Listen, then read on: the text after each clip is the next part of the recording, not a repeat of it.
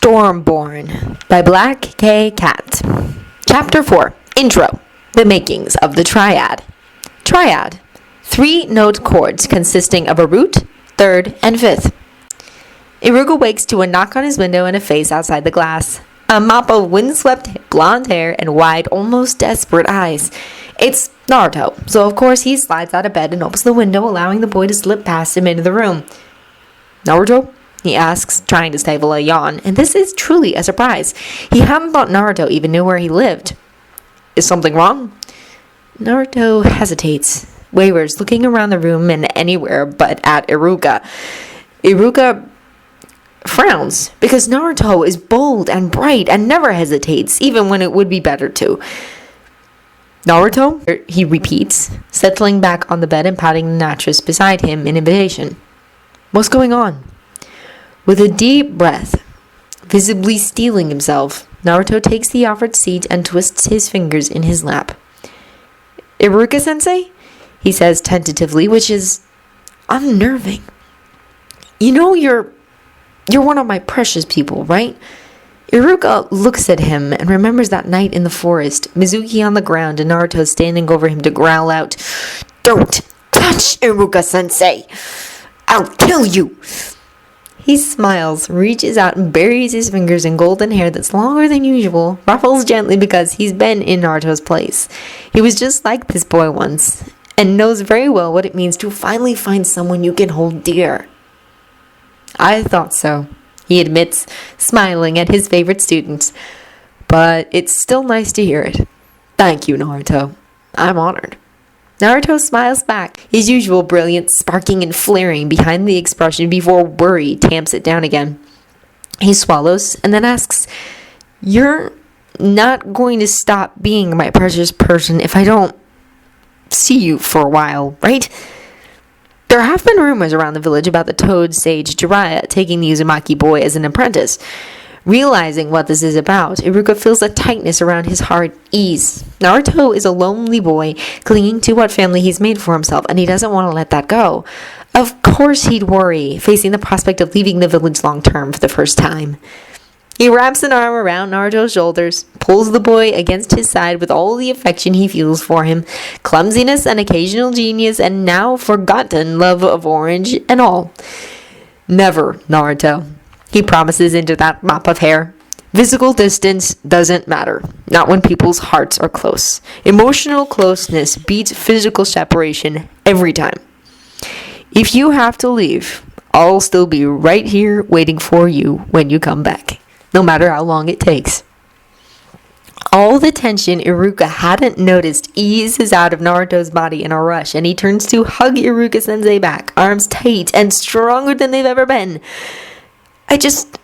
I love Konoha," Naruto says in a rush, like it's a confession, and maybe it is. "But Iruka-sensei, I want them to acknowledge me. I want that even more than I want to become Kage. But it's..." He shakes his head as though shaking off bad thoughts, and then looks up to meet Iruka's eyes. There's something inside that sky blue that Iruka can't recall ever seeing before, and it alarms him almost. Because Naruto shouldn't wear that expression. It shouldn't look like that, even if Iruka can't quite say what that is. "You should," Iruka says carefully, because it somehow feels like there's an entire world hanging on his words. "Do whatever is going to make you happy, Naruto. Because even if the villagers acknowledge you, if you're not happy, it won't be enough. And more than anything, I want you to be strong and safe and happy, no matter what path you pick in the end." Naruto looks away, out the window and towards the east.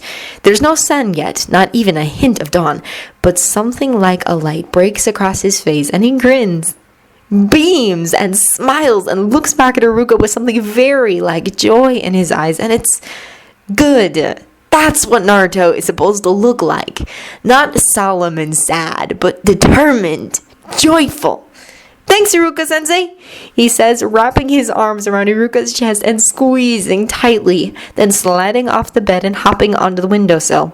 He pauses there for just a moment, eyes still on the horizon, and then looks back. One last smile, and he's gone, vanished soundlessly into the darkness. Iruka stays awake for a long while after that, turning the conversation over in his head. It almost sounded like... But no. It's a ridiculous thought, and Iruka shakes his head with a smile as he chides himself for having an overactive imagination. With a faint sigh, he turns off the light and slides back under the covers, pulling them up to his chin and closing his eyes. Morning will come soon enough, and then he'll drag Naruto down and get a complete explanation out of him. Later. They still have time, after all. Haku watches Naruto slide back in through the open window with an ease most Genin don't possess. Watches as he simply stands in the center of the room for a moment, surveying the things that have accumulated over the years. It's a look Haku is familiar with after so many years of traveling with Zabuza. What here is precious to me? What can I not bear to leave behind, and how much of everything can I do without? It's a bit of a surprise because Haku knows that there are no missions going out, no trips planned like the one to hunt down the Godame. And Naruto is always given the impression that he was absolutely devoted to this village hidden among the leaves, to this place where his team lives and grows. Naruto-kun? He asks softly, setting his scroll aside and folding his hands in his lap as he looks across at his friend. His first friend, really. First and only, because as easily as the people of Konoha accept those with bloodlines, he's still a stranger, still an outsider, and while they're polite enough, he's never really going to be one of them. Naruto glances up at him, quick and slightly distracted, and Haku pauses at the look in those blue eyes. Familiar, but not. They're Naruto's eyes, but concentrated somehow. Distilled, fully realized. The person behind them is more Naruto than he's ever seen before, and the look in them is mighty, Haku thinks, because it is the only word that could possibly do that expression justice. That's enough to decide him. With a faint huff, he rises from his futon, reaches for the small battered pack that served him since Zabuza first gave it to him, and starts folding his few possessions. Haku? Naruto asks, sounding somewhere between confused and... just faintly, amusedly resigned. Knowing he's already won the argument that's brewing, Haku glances up long enough to offer his friend a quick smile and then goes back to checking his senbon. You keep looking east, he says, and you look restless, the same way Zabuza did when he'd been in one place too long. He always said it was because he missed Kiri and nowhere else felt like home. Where is your home, Naruto? He does not say. There's a long pause, and then a faint sigh before Naruto starts pulling out sealing scrolls and a pack of his own. You could be in Medicnin if you stayed, he points out, though he doesn't sound hopeful that his argument will work. And you have a team here, Haku parries easily. A team and a sensei, and the Godame Hokage wishing you the best. Naruto pauses in his packing, still with his eyes fixed out the window, towards where the sun will rise in a handful of hours. Sasuke, Temi, and Sakura-chan will be fine, he says, and the loneliness in his tone is something Haku is intimately familiar with. It's a little boy left alone in the snow, another little boy sitting alone on a swing as parents smile and children laugh. They're both going to be great shinobi, and they'll do well. They make me happy, and they're precious to me. But he trails off, shaking his head, and tries again. Sakura and Sasuke and Kakashi-sensei and Iruka-sensei will survive without me. I'll always love them, but Konoha isn't the place that will make me happiest. That place, it needs me, Haku, more than Konoha does. And I need it too. Haku smiles to himself just a little and nods, closing his pack and tying the flap securely closed. Konoha isn't the only place to become a Medicnin, he says firmly. And I'm hardly about to let you go off alone, Naruto-kun. For a long moment, Naruto looks to be debating the merits of arguing further, but Haku levels a steady stare at him, and he gives in with a sigh. He rubs a hand over his hair, takes a breath, and then looks up with a sweet, warm grin. All right. Thank you, Haku. But you know we're going to have to sneak out, right? Haku blinks at that. Naruto has never exactly struck him as the furtive type, and sneaking out in the middle of the night is certainly that. You don't think they'll let you go if you ask? Naruto's mouth twists in momentary indecision, and when he meets Haku's eyes, he looks nervous. I know they won't, he admits in a rush, because I'm a Jinchuriki. Every major village is supposed to have at least one to keep the balance of power, and no matter how much they hate me, they're not going to want to let me leave. And just like that, all the pieces fall neatly into place. Haku blinks rapidly, sorting things out, and comes across a memory of a grim red-headed boy. Gaara-san, too? He asks. Naruto studies his face for a moment before his shoulders relax, the tight line of his body easing a little, and he nods. Yeah, Gaara has the Ichibi, and I have the Kyubi. But my seal stops the demon from touching my mind unless I reach out to it. His doesn't. That's why he seems a little crazy. If Gaara is a little crazy, the ocean is a little damp. Still, Haku's mother raised him to have at least a touch of tact, so he stuffs the urge to say so tightly back behind his teeth and instead simply nods. He watches Naruto seal the last of a pile of scrolls into a sealing scroll and stow it away before rising to his feet and follows the blonde. May I ask where we're going? He murmurs as Naruto takes one last look around. Naruto hesitates, then turns to him, eyes flaring a brilliant blue like the ocean beneath the summer sun. His mouth is set in a line that goes beyond stubborn, beyond determined. There's simply no room for doubt or allowance of failure in his heart. Uzushio, he says, we're going to Uzushio. They are still 3 days from leaving Konoha, among the last of the Suna Shinobi to depart after their unconditional surrender. Gaara knows his siblings are tense and wary, walking as if on pins and cautious of every Konoha shinobi they come across, eager to return home, but he is not. Perhaps it is that he has no attachment to Sunagakure, no fond memories or associations to tie him to it. Perhaps it is that for all he is a creature of sand, Konoha, with its vast swaths of green and humid air and temperate climates, has a strange allure about it. Perhaps it is that here in Konoha, rather than in arid, harsh Suna, Gaara has made his first friend. And Naruto is still a friend, or is a friend regardless, no matter what hand Gaara had in the invasion and the destruction that followed, no matter whether he has the Ichibi whispering in his head or not, no matter how much blood he has spilled in the name of justifying his own existence. That is very close to staggering. Gaara leans back against the window frame, seated on the wide sill as he surveys the nighttime village. He closes his eyes and remembers a rush of wind and water like a storm brought down to earth, and remembers a hand stretched out to him when he's done absolutely nothing to earn it. Remembers and thinks. Because that's what he wants. That faith, that steadfastness in the face of fear, that ability to hold someone close to his heart. He wants it even though he's never really had it in any way that wasn't a lie. Not from Yashamaru and not from Tamari, who tries to be kind but still flinches whenever he looks at her. Not from Kankuro, who is eternally wary. Not from anyone but Naruto, a complete stranger with every reason in the world to hate him. No, Gaara doesn't want to leave. Even if it means staying in this place where he's an enemy, an invader. That's hardly anything new regardless. But it's not Konoha that holds him here. It's a boy with a heart too large for him. A boy with blue eyes and a bright smile and a tempest sleeping in his soul. A boy who is just like him, but at the same time not even remotely similar. A boy who's creeping over the rooftops right now, actually. Gaara blinks and leans forward, narrowing his eyes at the sight of a familiar figure slipping through the shadows, furtive enough that no one else likely notices him. A beat. And then behind him is someone else. That other friend, the one who had checked Naruto over so frantically when he arrived with the other medic nin. They're both moving silently, secretively, and carrying packs. Something twinges. Gaara looks down at them, clearly on their way to somewhere else, and just wants. There's no sense in it. No logic. He doesn't even look back at his brother and sister sleeping across the room. Just calls up his sand, careful and slow, even though the Anbu who usually watch them are not present, and lets it carry him down from the window and into the street as Naruto and his companion drop to the ground.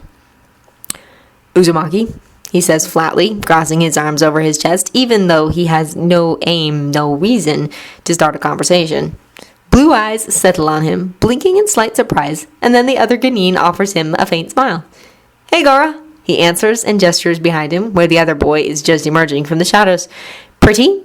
composed, and powerful, and the whisper of his chakra against Gaara's skin is both cold and foreign, though not unpleasantly so. Haku, this is Sabaku no Gaara. Gaara, my friend Haku. Haku inclines his head with a faint, polite smile, but his body stays entirely attuned to Naruto, clearly waiting for any cue. It's a pleasure to meet you, Gaara-san. Gaara nods, his eyes also on Naruto. The other Jinchuriki keeps glancing away, turning east, even though dawn is still not yet a thought. He frowns faintly, studying the blonde with his pack, the sealing scroll speaking out of the pouch on his belt, and comes to a realization in an instant. You're leaving, he says, and it's very nearly an accusation. Naruto pauses, looking back at him for a long moment, and then he sighs and scrubs a hand through his hair. I am, he admits, slightly weary and a little sad. Konoha's fine. There's somewhere else I need to be right now. Somewhere that's home. Home, Gaara echoes, tasting the word as though it's something foreign to him. It is, mostly. Home is a thing other people have, a near myth, and entirely unfamiliar. He studies Naruto for a moment, taking in the whisker marks on his face, the thrum of overlarge chakra reserves in the air around him, and thinks, because Naruto is a Jinchuriki as well, and a home that will accept him means...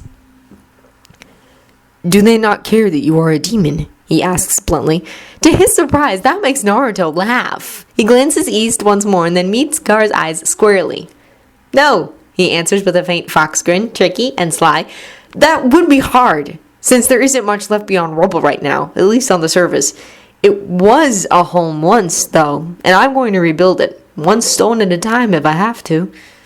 Those eyes of his are enough to wreck someone, Gaara thinks, caught in a blaze of blue that's so full of determination, stubborn certainty, that it's almost overwhelming. This home... Gaara has no idea how many pieces it might be in, but he knows bone deep and without the faintest hint of doubt, that Naruto will drag it back up from mere dust if he has to. They are just the same, the two of them, at the same time as they are not even remotely similar.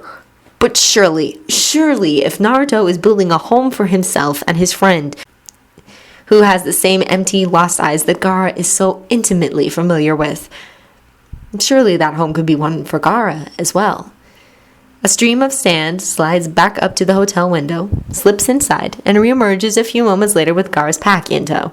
He accepts it, shoulders it, and silently turns to look at Naruto for direction. To his credit, Naruto doesn't attempt to argue. He studies Gaara for a long moment, almost endless beneath the weight of those blue eyes, and then asks quietly, Your brother and sister?